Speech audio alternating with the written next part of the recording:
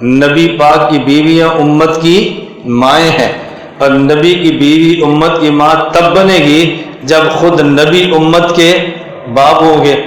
اب میں آپ کو بات پوچھتا ہوں، آپ یہ بتاؤ کہ پیغمبر کی بیوی سے نبی کی وفات کے بعد امتی کا نکاح ہو سکتا ہے؟ بولو، نہیں ہو سکتا۔ کیوں؟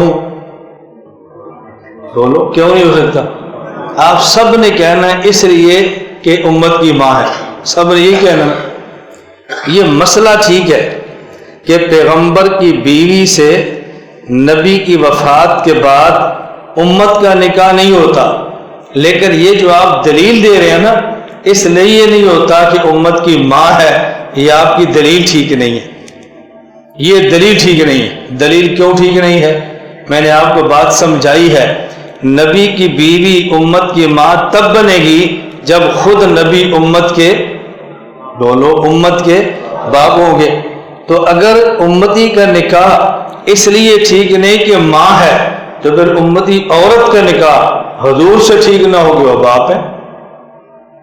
تو جب امتی عورت کا نکاح نبی سے ہو جاتا ہے، پھر امتی مرد کا نکاح نبی کی بیوی سے کیوں نہیں ہوتا؟ مسئلہ یہی ہے کہ نہیں ہوتا۔ بات سمجھ آ رہی ہے؟ لیکن آپ دلیل کیا دے رہے ہیں؟ ماں۔ میں کہتا ہوں آپ کی دلیل غلط ہے۔ یہ میں کیوں سمجھا رہا ہوں؟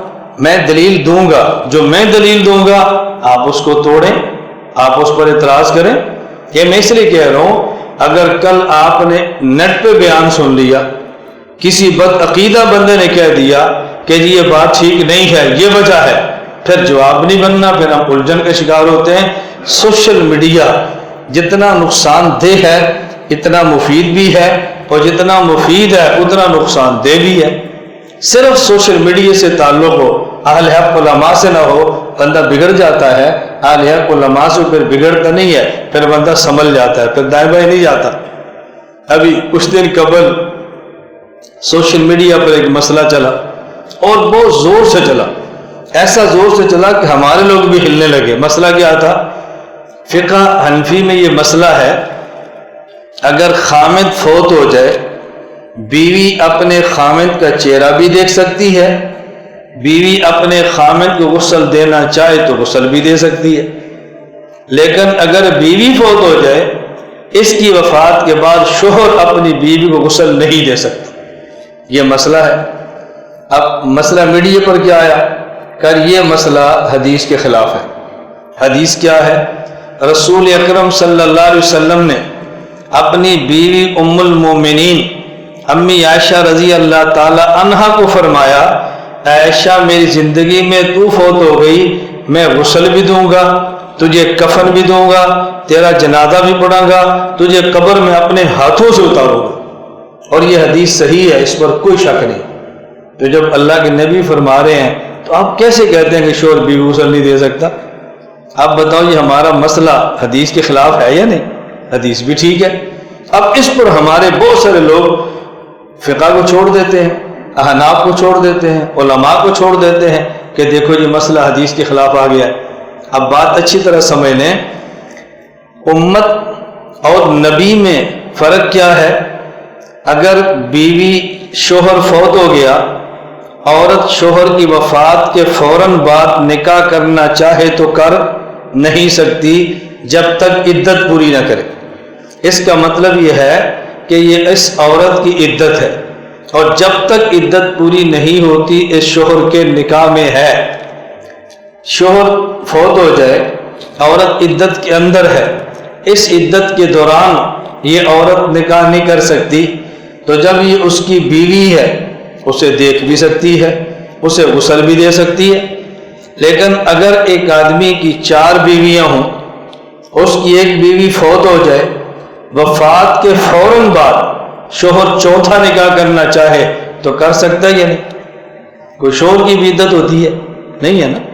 اس کا معنی کہ وہ عورت اس کے نکاح سے نکل گئی، جب نکل گئی تو اجنبی بن گئی، اجنبی بن گئی تو نہ دیکھ سکتا ہے نہ غسل دے سکتا ہے، اس کو اجنبی جو ہو گئی۔ اب سوال یہ ہے، یہ مسئلہ تو جو ہے، امی عائشہ کو نبی پاک نے کیوں فرمایا؟ اس کی وجہ یہ ہے کہ امتی کی بیوی فوت ہونے کے بعد امتی کی وفات کے بعد کچھ عرصے بعد اس کے نکاح سے نکل جاتی ہے، عدت پوری ہوئی اور نکاح سے نکل گئی۔ اور اسی طرح اگر عورت فوت ہو جائے تو امتی کی بیوی اس کے نکاح سے نکل گئی، اجنبی بن گئی۔ لیکن نبی کا معاملہ یوں نہیں ہے، پیغمبر وفات پا جائے تو پیغمبر کی بیوی عدت کے بعد بھی پیغمبر کی بیوی رہتی ہے، اور بیوی فوت ہو جائے وفات کے بعد بھی وہ پیغمبر کی بیوی رہتی ہے۔ جس طرح دنیا میں نبی کی بیوی ہے، قبر میں نبی کی بیوی ہے، وفات کے بعد جنت میں نبی کی بیوی ہے۔ نبی کا اپنی عورت سے نکاح یہ ختم نہیں ہوتا، زوجیت کا رشتہ ختم نہیں ہے۔ نبی وفات پا جائے، عورت غسل دے تو تب بھی ٹھیک ہے، بیوی فوت ہو جائے نبی غسل دے تو تب بھی ٹھیک ہے۔ یہ معاملہ نبی کا ہے، امت کا نہیں ہے۔ لا الہ الا اللہ، لا الہ الا اللہ، لا الہ الا اللہ، ما لنا رب سوا۔ لا الہ الا اللہ، لا الہ